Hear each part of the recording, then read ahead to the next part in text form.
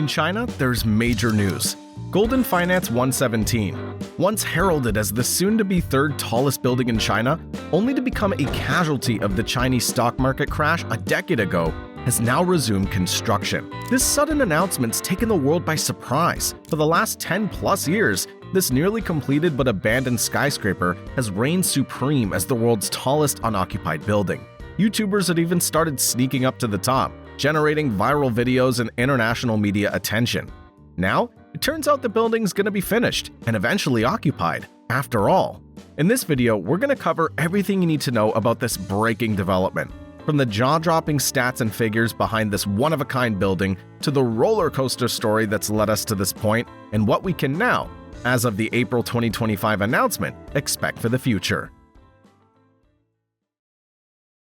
The first thing to know about Goldin Finance 117 is, quite simply, just how massive and remarkable it truly is. The building is 117 stories high. At 597 meters, or 1,959 feet, it's taller than any building in Europe, the Americas, or any other continent besides Asia. It's roughly twice the height of the Shard in London. In fact, there are currently only 5 buildings on Earth that are taller, 2 of which are in China. Goldin Finance 117 first broke ground in 2008, and at that time, it was slated to become China's #1 tallest skyscraper. It's since been overtaken by both the 2,073-foot Shanghai Tower and the Ping'an Finance Center, the latter of which beats it out by a mere 6 feet. Architects gave the building a unique functional aesthetic described as a walking stick design. This is really just a more poetic way of saying the building's super thin. While far from setting a new world record for slenderness, Goldin Finance 117 is unprecedented in its combination of sleek narrowness and extreme height. Among elite competition, every other megatall skyscraper ever built looks comparatively wide and bulky. The shape of Goldin Finance 117 is unique. To pull it off, engineers had to employ the use of mega columns, each of which is 45 square meters at the base, roughly the size of a large master bedroom. The columns are 6-sided, and construction required 4 of them, each rising nearly 600 meters into the sky and tapering off to a width of roughly 5.5 square meters at the top. These mega columns are undoubtedly extreme, but they're also extremely necessary. China has an official limit for the height-to-weight ratio of any building in a seismic zone, due to concerns about earthquakes and strong winds. The limit is 7-to-1, and it applies to any and all designs, including those that are significantly shorter and smaller than Goldin Finance 117. Architects and investors were up against a significant legal hurdle when they proposed to build Goldin Finance 117. Its height-to-weight ratio is approximately 9.5-to-1, and it's located in the Xixing district in Tianjin, which is an area known to be more prone to seismic activity. And boldest of all, not only would it far exceed the slenderness limit in a vulnerable area, it would be, at the time it was proposed anyway, the nation's tallest building. Before the project could be approved, a national expert review panel was required. It's safe to say it was not an easy sell. Just a generation earlier, Tianjin had been within 100 miles of one of the most destructive earthquakes in recorded history. The Tangshan earthquake of 1976 registered at 7.5 on the Richter scale, killing at least 242,000 people, if not significantly more. The earthquake also injured many hundreds of thousands more and caused extensive property damage reaching as far as Beijing. Those on the review panel likely had parents or relatives who experienced the damage firsthand, or perhaps they'd even witnessed it themselves. To convince the panel to approve the nearly 600-meter walking stick design, engineers had to make a detailed and comprehensive case that their project was not only stable, but even more equipped to handle seismic activity than most tall towers. Absolutely central to it all, both literally and figuratively, were the 4 mega columns at the heart of Goldin Finance 117. These columns surrounded a steel plate reinforced central core, providing immense resistance to twisting and lateral forces. The columns are also connected to the central core by a series of so-called mega braces, which act like shock absorbers. The team then ran a multitude of non-linear time history simulations, showing in detail how the building would behave during even the worst plausible earthquake scenario.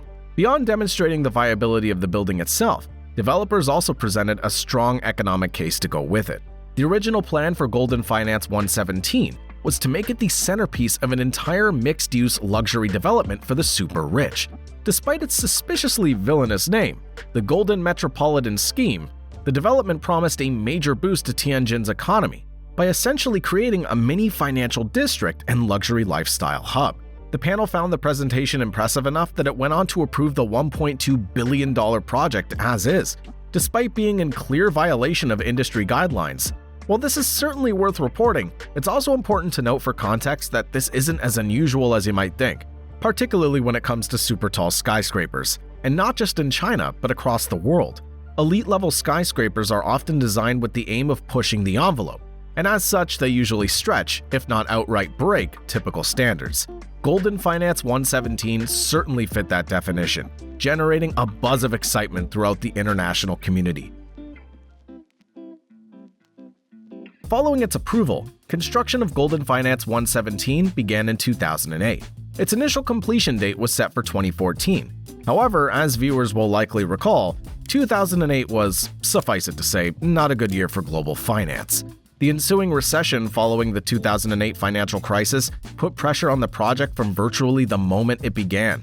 Construction crawled along until January 2010, when the crawl slowed to a full-blown suspension of the project.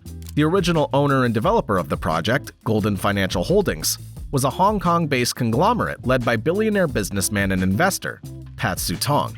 This helps explain why the 2008 crisis was particularly impactful on the project. But it also helps explain why, relatively quickly, the project was able to get back on its feet. Just a year later, in 2011, construction of Goldin Finance 117 began again, this time with a projected completion target of 2018 or 2019. For several years, this seemed to be going well. In 2015, Goldin Finance 117 made headlines when it reached its full height, 1,959 feet of unfinished empty tower. This was a critical step on the road to making the building a reality. And yet, shortly after, seemingly just inches from the finish line, funding suddenly dried up. Though jarring, given the project's apparent success up to that point, the reason was not mysterious. On June 12, 2015, a bubble popped on the Chinese stock market, fueled by heavy speculation and borrowed money. Millions of everyday investors, encouraged by the government, poured into the market using debt. When the government tried to tighten rules to cool things down, panic set in. Trillions of dollars in wealth were wiped out. As investors and banks pulled back, high-end, high-risk projects like Goldin Finance 117 went back into purgatory. In a cruel twist of fate, just as the building's future was thrust into indefinite limbo, its level of fame increased. In September 2015, Guinness World Records certified the unfinished skyscraper as the tallest unoccupied building in the world, a badge it would reluctantly wear for the next decade.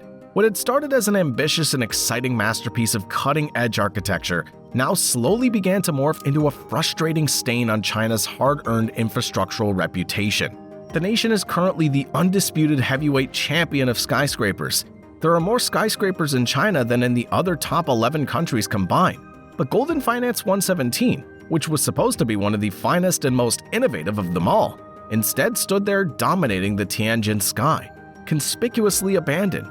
Though not confirmed, there's been credible speculation that the total cost of the failed project eventually exceeded $7 billion. In April 2020, as the COVID-19 pandemic rocked economies the world over, Chinese officials introduced new regulations around urban planning, effectively banning the construction of any new buildings taller than 500 meters. Among other restrictions, this was widely interpreted as a death blow to Goldin Finance 117, which would now forever stand as a haunting last attempt from a bygone era, never to be brought to life. China's motivations for the new anti-skyscraper regulations were in part to try and prevent future high-profile failures like Goldin Finance 117. But despite their efforts, the international press continued to report on it. Some reports were harshly critical. A piece in the Huffington Post described Goldin Finance 117 as, quote, a broken toy that embarrasses China. The piece went on to describe the building as having been, quote, left forgotten, obscured, and with no real hope of resurrection. The article also labeled Goldin Finance 117 as a phantom skyscraper, a coinage that seemed to reflect the general public's view of the building. It grew into a popular topic for YouTubers, journalists, and various media outlets interested in the world's strangest places and bizarre true stories. For 10 long years, Amid a sea of changes and developments in one of the world's most innovative countries, the phantom skyscraper blotted out the sky, just 13 of its 128 floors still unfinished. This remarkable backstory is what made the April 2025 announcement so unexpected and so thrilling. Officials issued and announced a new construction permit, and makes no mention of the now liquidated Goldin Holdings, instead naming the state-owned company BGI Engineering Consultants. The permit is also reported to list a contract value of roughly $78 million. The announcement's part of a larger push on the part of the Chinese government to try and stabilize the real estate market. Although it is far and away the tallest and most famous, Goldin Finance 117 isn't the only unfinished Chinese skyscraper to see its construction recently resumed. The Chengdu Greenland Tower, which was suspended back in 2023, is now also resuming construction, according to China's Greenland Group. Speculation swiftly followed the announcement about where the new funding was coming from. Analysts and experts have voiced strong suspicions that the money's coming from the state, either through debt restructuring or direct investment. Put simply, it seems China's tired of looking out the window at unfinished skyscrapers, and it sees an opportunity to finally rectify that long tormenting blot on the horizon of Tianjin. Another question on everyone's mind is, what will the finished Goldin Finance 117 end up being used for?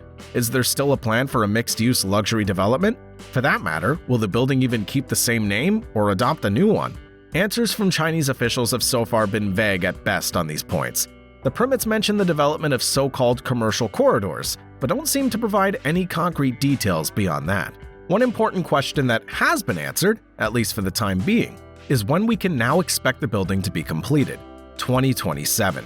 For such an extraordinary building, so long seen as never coming into existence, this target date seems surprisingly soon. But when you remember the unique scenario and how close the so-called phantom skyscraper's been all this time to being finished, it makes sense. However, experts are still warning us to be cautious with our optimism. The 2020 regulations banning buildings over 500 meters still apply. Goldin Finance 117 is merely an unusual case of a building that was approved before those regulations went into place. And funding could still be an issue for Goldin Finance 117. Property sales have been sluggish, and occupancy rates have been an ongoing issue since the pandemic, or at least an issue in the eyes of the developers who spend millions on massive new office buildings that aren't getting used. This remains a major concern for Goldin Finance 117, which is likely to feature nearly 100 floors of Class A office space that only a hardcore optimist would expect to be filled anytime soon. This precarity could jeopardize the construction itself, let alone the finished building's future. That said, Goldin Finance 117, or whatever it may ultimately be called, is already near the finish line. Whether it fosters a new miniature financial district in Tianjin or not, we can now, for the time being, tentatively await the heroic revival of a one-of-a-kind building many in the architectural world had given up on. Whatever its impact, if finished, it will undoubtedly be an engineering triumph, and a bold redemption for what was once maligned as a failure.